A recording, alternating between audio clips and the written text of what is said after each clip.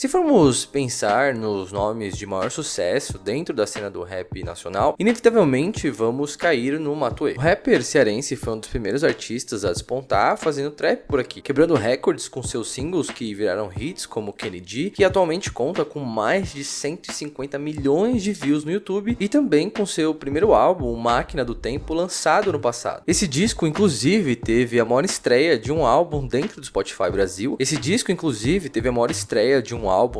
Spotify Brasil. Emplacando 6 das 7 músicas no top 10 nacional, todas entre o top 15. Com muito sucesso também veio muito hate por parte de fãs de trap, outros artistas do gênero e até do Nando Moura, mas esse não importa tanto. Tem também aqueles que incrivelmente estão alheios ao som do cara, mesmo que ele tenha números impressionantes em todas as plataformas de streaming, mas quase sempre, pelo menos, esse nome você já ouviu falar. Afinal, por que as pessoas amam ou odeiam o Matuê? Como sempre, a gente começa pelo lado positivo. Qualquer pessoa que escolhe acompanhar mais de perto a cena musical brasileira não pode deixar de ver o que esse cara tem feito. A ascensão do Matuê rolou muito rápido. Ele explodiu mesmo em 2017 com o single Anos Luz, quando o trap já estava tendo um público maior por aqui, mas já lançava música desde o ano anterior. Seguindo sempre nossa pesquisa com fãs e haters, e aí, como e por que amar o Matuê? Os beats. Se você acompanha o trap há alguns anos, sabe como o som costuma ser. Das origens em Atlanta, nos Estados Unidos, até todas as vertentes que foram surgindo desde então. A gente já fez um vídeo por aqui explicando o que é trap. O Matuê estreou com a faixa RBN, que era muito mais esse trap mais seco, mas aos poucos foi mudando um pouco seu estilo e flertando cada vez mais com o lado pop. Podemos perceber isso logo na faixa que ele estourou há anos luz e já é um pouco mais melódica, inclusive nos vocais. Seu maior hit até hoje, a Kennedy, já é uma faixa mais dançante. Neste último trabalho ele também flerta com outros gêneros. Um bom exemplo é a faixa Vem Chapar, bem post malorizar. Tira os vocais e você consegue imaginar essa faixa num disco de cantoras pop ou de bandas mais alternativas de indie pop. A questão é que às vezes o que a pessoa precisa é aquela música que vai te levar na batida, vai ser trilha da festa para quando podia ter festas. Muitas das pessoas que a gente perguntou diziam ouvir mais o som dele no rolê, naquela coisa meio um amigo que botou na playlist ou então ouvindo para ficar mais de boa assim. O Matuê parece agradar a galera nesse sentido. O audiovisual. Gente,